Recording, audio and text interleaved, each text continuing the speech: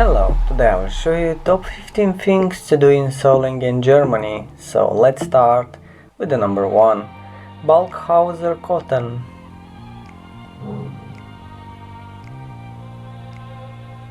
Number 2. Münstener Brückenpark.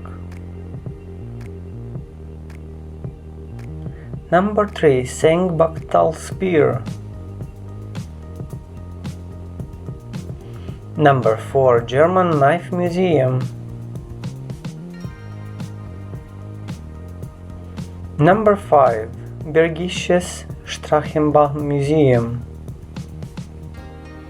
Number 6. Schloss Burg.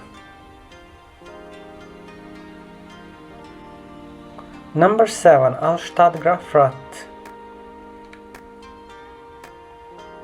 Number 8. Solinger Vogel- und Tierpark.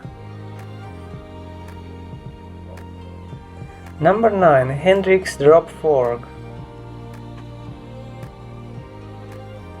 Number 10. Museum Plagiarius. Number 11. Kunstmuseum Solingen. Number 12. Tierpark Fauna. Number 13. Klingenpfad. Number 14. Ohligser Heide.